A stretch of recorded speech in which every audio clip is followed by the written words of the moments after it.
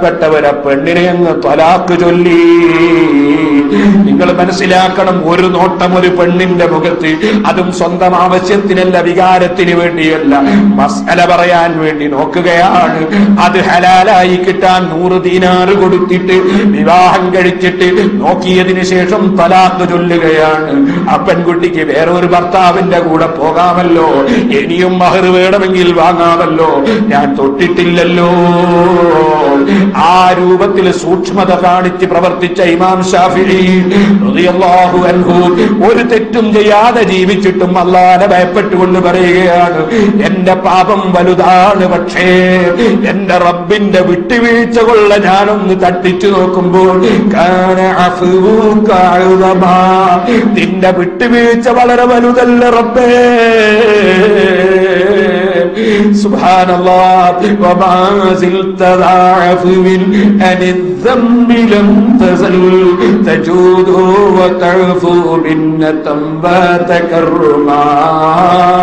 റബ്ബേ, നീ എപ്പോഴും വിട്ടുവീഴ്ച ചെയ്യുന്ന റബ്ബല്ലേ, നീ ധാരാളം കൊടുക്കുന്ന റബ്ബല്ലേ, നിന്റെ വിട്ടുവീഴ്ച കൊണ്ട് വേണം ഞാൻ രക്ഷപ്പെടാൻ. ഇമാം ശാഫിഈ റളിയല്ലാഹു അൻഹു പാടുകയാണ്. സുബ്ഹാനല്ലാഹ്. അത് കഴിഞ്ഞപ്പോഴാ പറഞ്ഞത്, ഓ മോനെ അബൂ മൂസ, നിങ്ങൾ എനിക്ക് ആലെ ഇമ്രാൻ സൂറത്തിൽ നിന്ന് 20-ാമത്തെ ആയത്തിന്റെ ശേഷം 120-ാമത്തെ ആയത്തിന്റെ ശേഷം ഒന്ന് ഓതിത്തരൂ. അങ്ങനെ ഖുർആൻ ഓതിക്കേട്ടു മഹാനായ ഇമാം ശാഫിഈ റളിയല്ലാഹു അൻഹു. അവസാനം ഇശാഇന്റെ ശേഷം, അതേ റജബ് മാസം അവസാനത്തെ ദിവസം, അതേ ഇശാഇന്റെ ശേഷം വെള്ളിയാഴ്ച രാവ് അവിടുന്ന് വഫാത്തായി കഴിഞ്ഞു. പിറ്റേ ദിവസം അവിടുത്തെ മയ്യിത്ത് അപ്പറയപ്പെട്ട മിസ്റിൽ, കൈറോവിൽ, നേരത്തെ ഞാൻ പറഞ്ഞ സ്ഥലത്ത് അതാ അവിടെ മറവ് ചെയ്യുകയുമുണ്ടായി.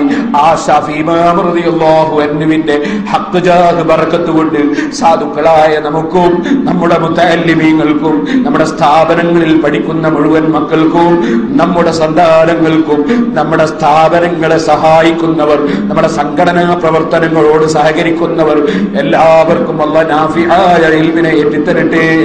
ആ ഇമാം ശാഫിഈ റളിയല്ലാഹു അൻഹുവിനെ കാണാനും പരിചയപ്പെടാനും അല്ലാഹു നമുക്ക് അവസരം തരട്ടെ. എത്രയെത്രയോ സമയങ്ങളിൽ ഇമാം ശാഫിഈ റളിയല്ലാഹു അൻഹു നബി സല്ലല്ലാഹു അലൈഹി വസല്ലമ തങ്ങളെ സ്വപ്നത്തിൽ കണ്ടിട്ടുണ്ട്. കുട്ടിക്കാലത്ത് കണ്ടത് ഞാൻ പറഞ്ഞിട്ടുണ്ട്. പിന്നീട് ബഹുമാനപ്പെട്ട ശാഫിഈ ഇമാം റളിയല്ലാഹു അൻഹു പലപ്പോഴും കണ്ടിട്ടുണ്ട്.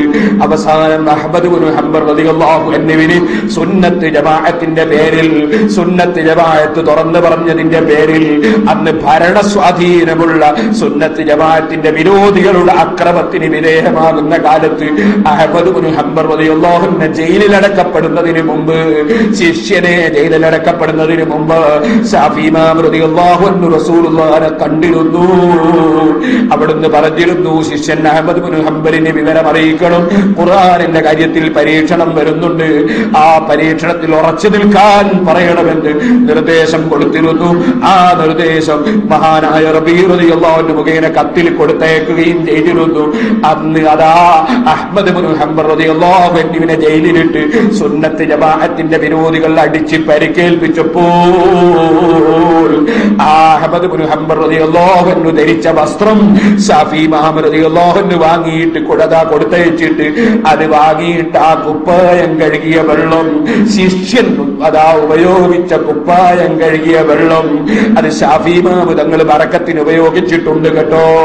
കാരണം സുന്നത്ത് ജമാഅത്തിന് വേണ്ടി തല്ലുകൊള്ളുമ്പോൾ, സുന്നത്ത് ജമാഅത്തിന് വേണ്ടി എതിരാളികൾ ചീത്ത പറയുമ്പോൾ, അടി കിട്ടുമ്പോൾ, സഹിച്ചുകൊണ്ട് നിൽക്കുമ്പോൾ ധരിച്ച കുപ്പായം, അത് സഹിക്കുന്നവര് ധരിച്ച കുപ്പായം, അത് കഴുകിയ വെള്ളത്തിന് പോലും ബറക്കത്തുണ്ടെന്ന് ശാഫിഈ ഇമാം തങ്ങൾ വിശ്വസിച്ചിരുന്നു കേട്ടോ.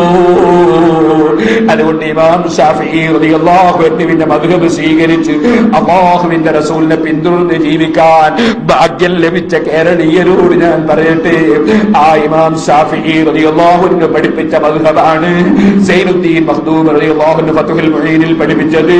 അത് തന്നെയാണ് നമ്മുടെ മദ്രസയിൽ സുന്നത്ത് ജമാഅത്ത് മദ്രസയിൽ പഠിപ്പിക്കുന്നത്. അത് തന്നെയാണ് ഉംദയിലുള്ളത്, അതാണ് തുഹ്ഫയിലുള്ളത്, നിഹായയിലുള്ളത്, അതാണ് ഇമാം നവവി തങ്ങളുടെ കിതാബിലുള്ളത്.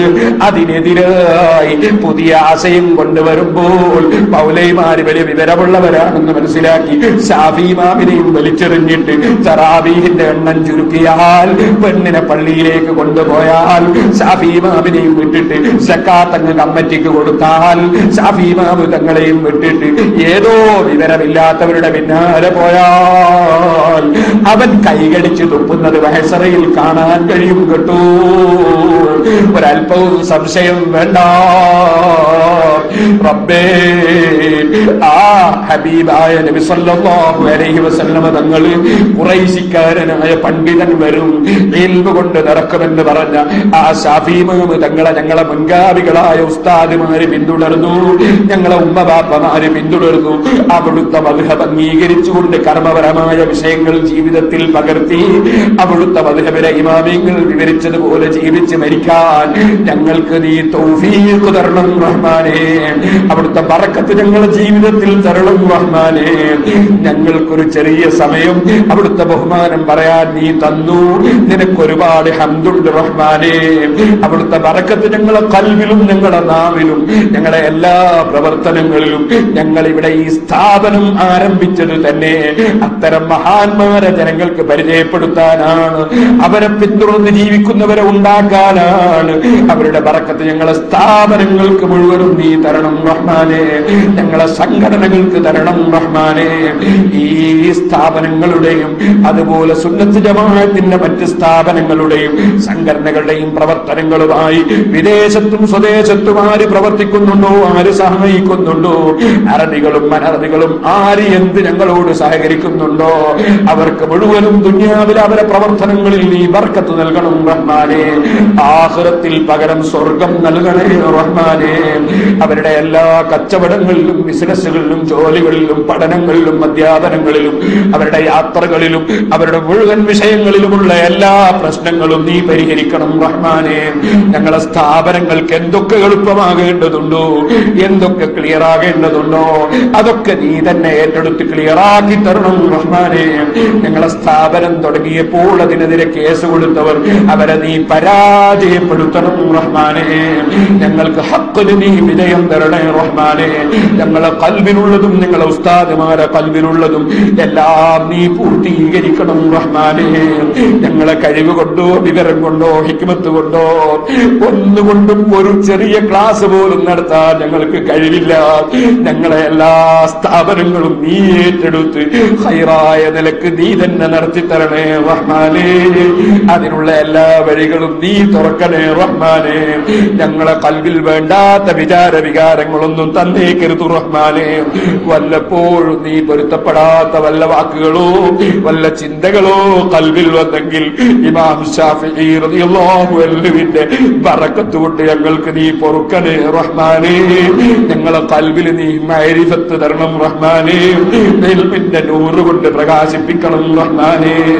ഞങ്ങളെ മജ്ലിസും ഞങ്ങളെ ഹൽഖയും ഒക്കെ നീ ദുആക്ക് ഇജാബത്തുള്ളതാക്കണം റഹ്മാനേ. وآخر دعوانا أن الحمد لله رب العالمين.